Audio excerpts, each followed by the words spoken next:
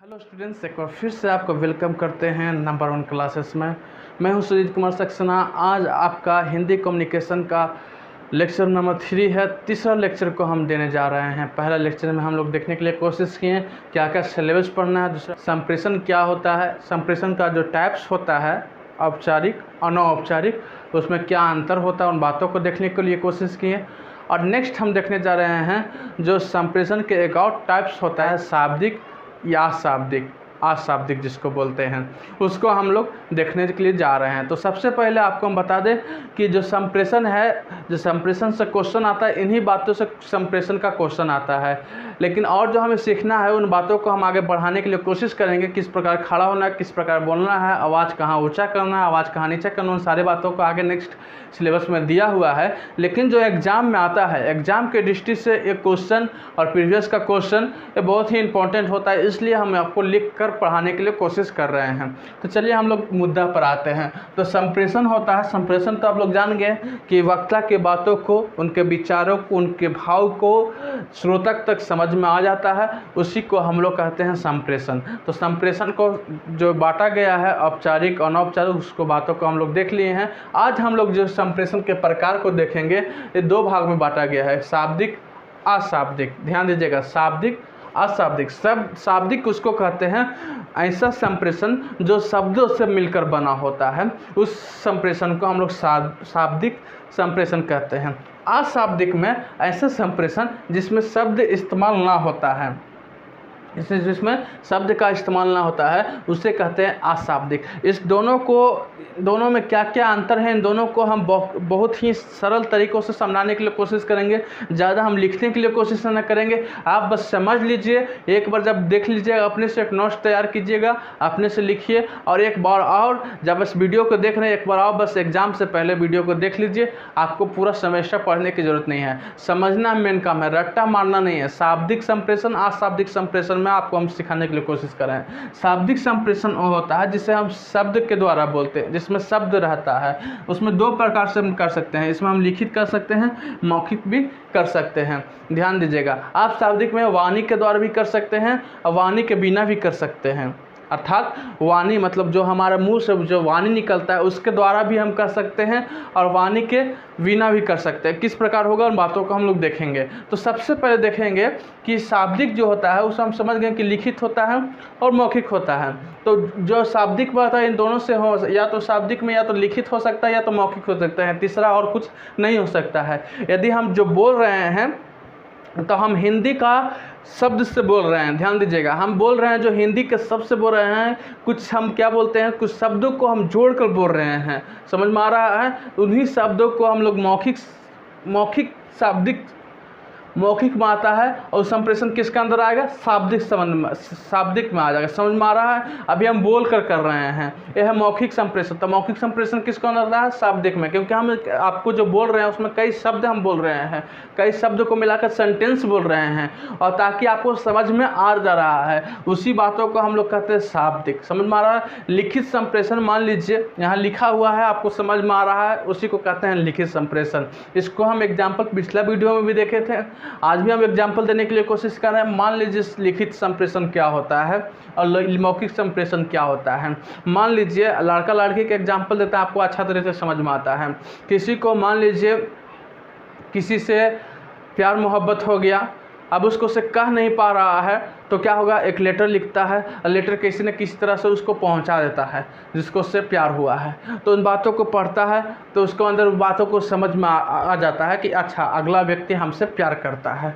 समझ में आया? तो क्या होता है, लिखित कम्युनिकेशन हो जाता है, लिखित संप्रेषण आ जाता है। किसके अंदर जाता है, शाब्दिक में।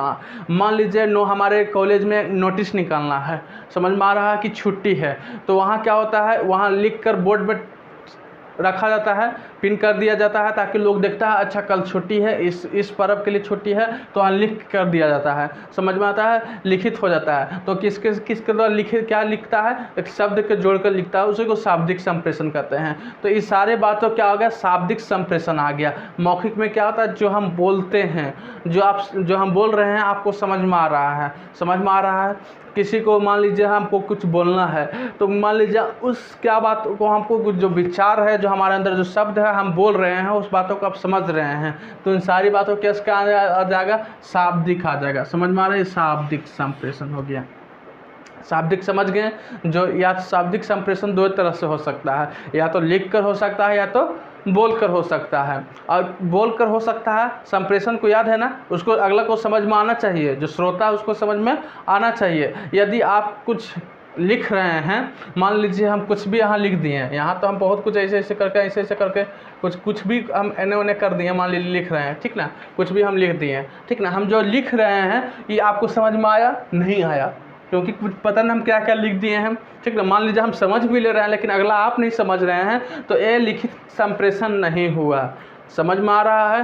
अब मान लीजिए हम दूसरा भाषा में लिख दिए, ठीक ना, मान लीजिए कुछ भी भाषा हम दूसरा भाषा में भी लिख दिए, मान लीजिए एग्जाम्पल के लिए, ये तो हम मान लीजिए दूसरा भाषा में नहीं है मेरे ख्याल से, लेकिन हम लिख भी दिए, ये लिखित संप्रेषण है, लेकिन आपको नहीं समझ में आ रहा है, समझ में आ रहा है, तो ये लिखित संप्रेषण आप और हम दोनों के लिए बीच में नहीं हुआ। लिखित संप्रेषण के लिए, कोई भी संप्रेषण के लिए दो व्यक्ति को होना बहुत ही ज़रूरी है, कम से कम 2 व्यक्ति का होना बहुत ही ज़रूरी है। ऐसा ना कि हम लिख रहे हैं हम ही समझ रहे हैं तो नहीं हुआ। ये लिख कर मतलब अगला कोई समझ जा रहा है उसके लिए होगा।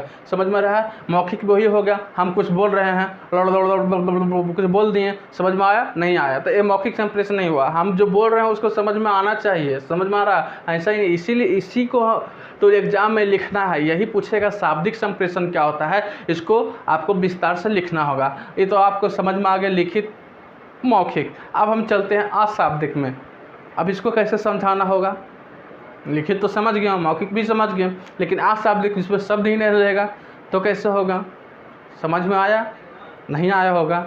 बिना शब्द के करना है जी, इसमें वाणी के द्वारा कर सकते हैं लेकिन उसमें शब्द नहीं बोलना है। वाणी के बिना भी करना है लेकिन उसमें शब्द भी नहीं आ रहा है। समझ में आ रहा है। मान लीजिए अशाब्दिक कैसे होगा, मान लीजिए फिर से एग्जाम्पल, मान लीजिए हम आपको कुछ इशारा कर रहे हैं, ध्यान दीजिएगा, हम आपको कुछ इशारा कर रहे हैं, आप उस इशारा को आप समझ रहे हैं। लड़का इशारा करता है, लड़की समझ जाती है, तो समझिए कि उसके अंदर अशाब्दिक संप्रेषण हो गया। इशारा करना मुहावरा जानते हैं ना, आँख मारना, आँख मटकाना, इन सारी बातों को जो आता है, जो शरीर के द्वारा हाथ हिलाना, हाथ हिला दिया, अगला भी को हाथ हिला दिया, चलिए गुड मॉर्निंग हो गया। अभी कुछ गुड मॉर्निंग बोलना भी नहीं है, समझ में आया, किसी को सुनाई भी नहीं दिया, दोनों काम हो गया, बस हाय हेलो हो गया, दोनों दूर से ही। तो ये क्या हुआ, अशाब्दिक संप्रेषण हुआ। समझ में आया। ये क्या हुआ, वाणी के बिना हो गया, इसमें वाणी की ज़रूरत भी नहीं पड़ा। समझ में आ रहा, कुछ शब्द बोलना भी नहीं पड़ा, बस इशारा किया। इशारा करना अशाब्दिक संप्रेषण में आया। कुछ लोग सिंबल बनाते हैं, कुछ लोग सिंबल भी बनाते हैं, कुछ लोग सिंबल बना के, ठीक ना, उसमें शब्द तो नहीं आया, कुछ शब्द नहीं लिखना है, सिंबल बना के कोई ऐसा, मान लीजिए कोई ऐसा करके ऐसे दिल बना देते हैं, अब पता ना दिल में ऐसे कर देते हैं, उसमें कर देते हैं, पता ना उसमें तीर लग गया, उसका दिल घायल हो गया। तो मान लीजिए दिल सिंबल को दिखा दिए तो समझ रहा है कि अच्छा आपका जो दिल है हमारे अंदर आ गया, पता ना क्या होता है, आप लोग समझते होंगे, हमको नहीं समझ में। तो इस सारे बातों को सिंबल बनाकर उसको दिखाना, यहाँ लोग हाथ पर सिंबल बनाते हैं, कितना लोग समझ में आ रहा है। तो इन सारी बातों को जो होता है बिना शब्द के, बिना उसमें शब्द ज़रूरत नहीं है, सिंबल बनाना, इस तो इन बातों को समझ लिए। आखिर कहने का मिला जुला कहने का मतलब ये हुआ कि बिना शब्द के, बिना ही उसको से बात कर लिए, उसको से कम्युनिकेशन हो गया, उसको से संप्रेषण हो गया, बस इसी को तो कहते हैं अशाब्दिक संप्रेषण। समझ में आ रहा है। सीटी मारना, समझ में आ रहा है, सीटी मारना, उसमें शब्द आया नहीं, सीटी मार दिया जी, सीटी मार दिया। सीटी मारने पर कभी कभी क्या होता है कि सैंडल भी पड़ जाता है। समझ में आ रहा है। ताकि मान लीजिए वो जो सीटी मारना उस कम्युनिकेशन को कर रहा है, अगला को समझ में आ रहा है लेकिन उसको अगला को बर्दाश्त नहीं हो रहा है, उसको हजम नहीं हो रहा है। हो सकता है उसको से मान लीजिए उस प्रकार की कम्युनिकेशन उसको नहीं चाहिए, उसको ज़बरदस्ती मिल रहा है, तो ये हुआ अशाब्दिक संप्रेषण। तब उस पर क्या हो जाता है, सैंडल पड़ने लगता है, चप्पल जितने पर मान लीजिए कुछ भी हो जाएगा। चलिए इस बातों को ख़त्म कीजिए। तो मेन मुद्दा यह था शाब्दिक अशाब्दिक, दोनों समझ में आया। बहुत ही सिंपल है, आपको हम समझाने के लिए कोशिश किए हैं। यदि समझ में आ गया होगा तो वीडियो को लाइक कीजिए और ज़रूरतमंद स्टूडेंट तक शेयर कीजिए, और अभी तक चैनल को सब्सक्राइब नहीं किया तो सब्सक्राइब कीजिए। वीडियो देखने के लिए बहुत धन्यवाद।